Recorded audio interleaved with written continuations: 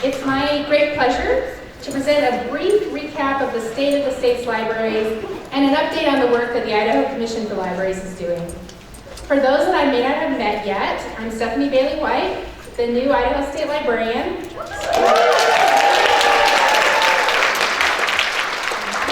I'm so pleased and honored to serve in this capacity. I'm still pinching myself, and I've really appreciated all the nice emails and words of encouragement that many of you have shared, so thank you so much. This is an exciting time to be part of the Idaho library community. I know that some of these statistics were shared yesterday during the legislative panel, but I'm going to highlight them again because A, they're awesome, and B, we are setting the bar high. So program attendance. Idaho ranks number 2 in the U.S. per capita. That's an increase of 32% in the last 5 years. And I went to Wednesday's Adult Services Pre-Conference, and there are some amazing adult programs going on, partnerships that are occurring, and I'm just really excited about all the growth that's taking place to reach more adults in our state. We are number 1 in the U.S. for children's program attendance.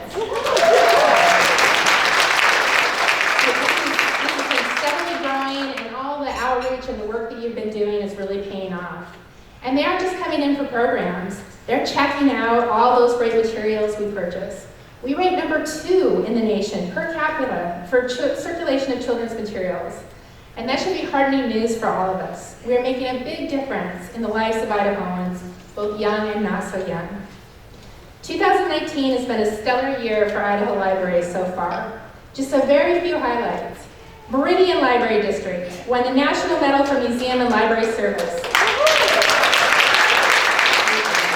That is the nation's highest honor to libraries and museums for community service. The College of Western Idaho's library was the recipient of the 2019 Excellence in Academic Libraries Award, the most prestigious national award for academic libraries. The wise citizens of Donley and Gooding have voted for districting libraries.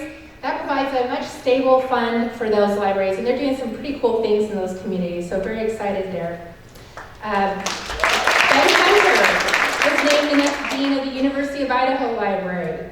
East Bonner expanded their building. Haley Public Library celebrated their 100th anniversary. Nampa Public Library and Meridian District received big grants to improve the health of their communities, and they're doing some very cool things there. Many libraries all over the state, from Idaho Falls Public Library to the Community Library Network to Mountain Home Public Library, and many, many more just went fine-free in 2019, further reducing barriers to library service. I think I just heard that Boise Public made that announcement as of October 1st, that they're also fine-free, so very cool things. Libraries opened mobile maker spaces and tiny libraries. School, public, and academic libraries introduced new technologies to their patrons, from virtual reality tools to mobile hotspots, so students can complete their homework even if they don't have access to the internet in their homes. And libraries provided non-tech tools for Idahoans to check out, from ukuleles and board games to museum passes, in fun ways like WeI's Pick a Paddle program that provides kayaks and stand-up paddle boards for checkout, to Meridian's Book a Bike program. Those are just a few of the exciting things that Idaho libraries kicked off in 2019. I know you've been picking up some great ideas from your colleagues yesterday and this morning at these sessions, and I do think it's important to acknowledge all these things and to celebrate the successes that we've had. We've also undergone some exciting changes at the Commission for Libraries. We welcomed, I'm just going to do a big drum roll, darn it, this stupid thing. So Michael Strickland's a new commissioner, and we also have a new deputy state librarian. I get to announce that right now, and that is Tammy Holly.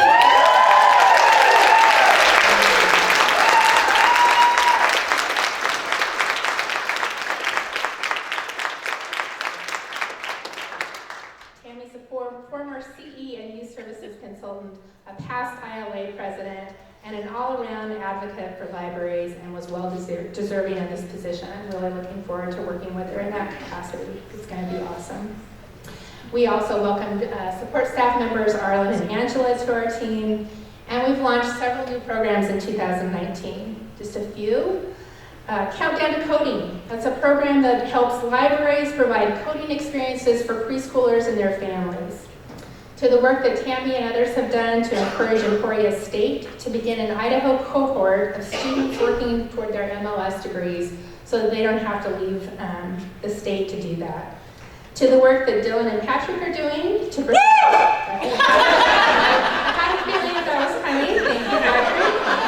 So some pretty awesome Datapalooza workshops that are happening later this month. I hope you'll get the chance to go to those.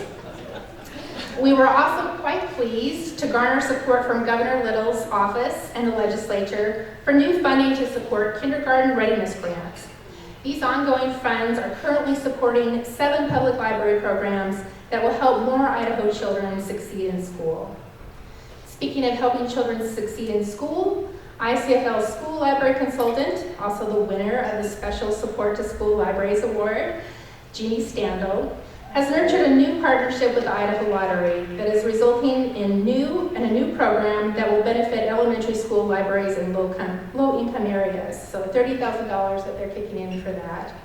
And that's in addition to the ongoing $200,000 that the Commission is able to award each year to elementary schools to help build their collections and get more books into the hands of Idaho students. Program Supervisor Randy Kemp also launched a new program in 2019 and that provides funding for libraries to hire summer interns. And we're pleased that this program will be continued in 2020, and I'm particularly excited to see how it continues to develop. Randy's also working on plans for some history harvests and providing tools and training for libraries, and I hope you'll stay tuned for more information about that. I wanted to do a quick shout out to our Northern Idaho field consultant, Emily Seitz. Emily helped coordinate a new trustee day at ICfL.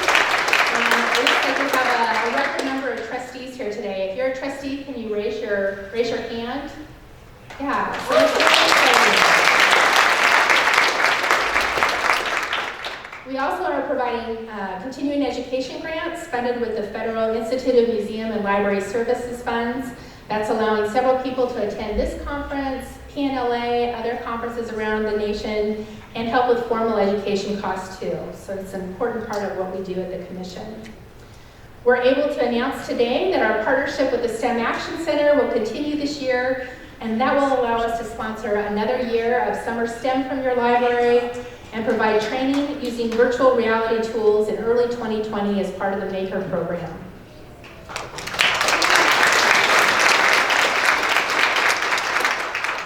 Two new initiatives to come out of the very successful Futures Camp include a group of ICfL staff who are working on plans to further our collaborative efforts with academic libraries.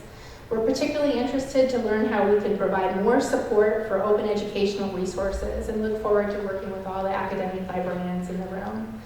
We're also launching a new listening tour starting now with a website that takes anonymous or non-anonymous comments and suggestions. We're offering virtual listening sessions every month from November through May, and we're conducting a survey that opened last week. So please do stop by the ICfL table if you're interested in any of those initiatives. We love to talk about the programs that we offer and really are interested in hearing from you about the challenges and opportunities that are going on in your communities and seeing how we can provide further support. Unfortunately, it's not all rainbows and roses in Idaho library land. I think this upcoming legislative session will be challenging for the ICfL and for libraries. We were not able to move our enhancement request that our commissioners passed forward. That would have provided some funding to mitigate House Bill 193 and provide some of the funding that's needed for libraries to implement Wi-Fi filtering. And we're disappointed that we aren't going to be able to do that. But hopefully ILA might have some luck convincing legislators that the libraries need that funding to help pay for this unfunded mandate. We're also working with stakeholders to educate them about how libraries are helping close the homework gap that many students without broadband access at home face by providing mobile hotspots. House Bill 193 may also prevent libraries from checking these devices out to students under 18, depending on local legal interpretations and how their Wi-Fi mobile hotspots are set up. So I hope we can find some ways to correct this, and I'm confident that we'll be able to continue to work on that and come up with some solutions, because it's a vital issue. An action call today is to help educate the stakeholders in your community about the important roles that libraries play in education, in workforce development, and in meeting the lifelong learning needs of Idahoans. They prefer to hear from you, so please share all the great things that are going on. To wrap up, I just want to reiterate that Idaho's libraries are well-used and beloved institutions in nearly every community in our state. We can tap into that power that we hold and continue to build strong and sustainable libraries in 2020 and beyond. Please do share your ideas for ways that we can focus that energy and continue to do amazing things for the people in this great state. Thank you so much.